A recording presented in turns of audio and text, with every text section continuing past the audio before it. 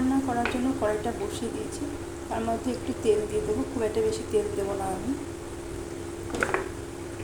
এরপর এর মধ্যে রসুন আর কালো জিরে, পাঁচফোড়ন, শুকনো লঙ্কা, কাঁচা লঙ্কা, শুকনো লঙ্কা দিয়ে এর মধ্যে হালকা করে ভেজে নিয়ে এই কেটে রাখা শাকগুলো দিয়ে দেবো।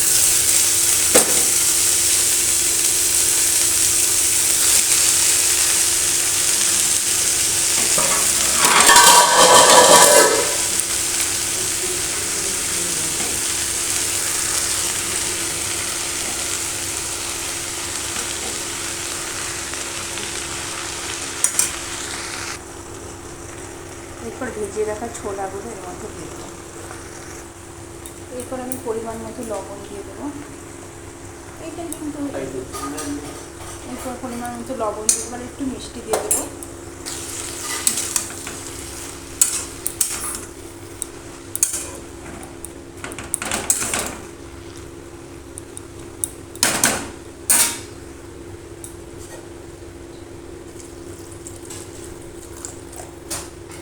জলটা দিয়ে ঢেকে দেবো একটু। এরপর একটু ফুটেছে, এখন আমি চিনিটা দিয়ে দেবো।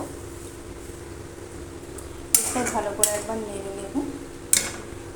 নেড়ে দিয়ে আমি ঢেকে দেবো।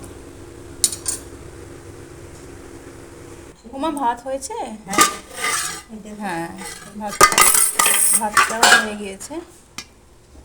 এই যে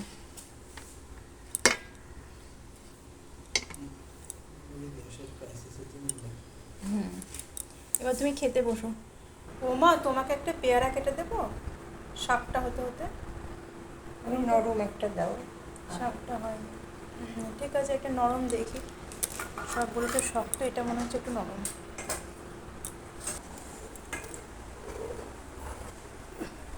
ভাতটা নামিয়ে নিয়ে তারপর তুমি পেয়ারাটা খেয়ে নিও। হ্যাঁ, অনেকগুলো ডাব আনা হয়েছে, একদিন ডাব চিংড়ি করবা তো? হ্যাঁ, কি বলছো? অনেকগুলো ডাব আনা হয়েছে, একদিন আচ্ছা। লাউ চিংড়ি এই ডাব চিংড়ি করবা। ও, ডাব চিংড়ি? হ্যাঁ আজকে হবে না, আজকে চিংড়ি মাছ আছে, হ্যাঁ ভাজা করে রেখে। তাহলে কি অন্যদিন করবো মা? হ্যাঁ হ্যাঁ, অন্যদিন করো। ডাবও আনা হয়েছে, হ্যাঁ, এটা আমি খেয়েছি, আর এই ডাবটা আছে। ঠিক আছে, তাহলে অন্যদিন তোমাকে করে দেবো। হ্যাঁ, কালকে না হলে করবো।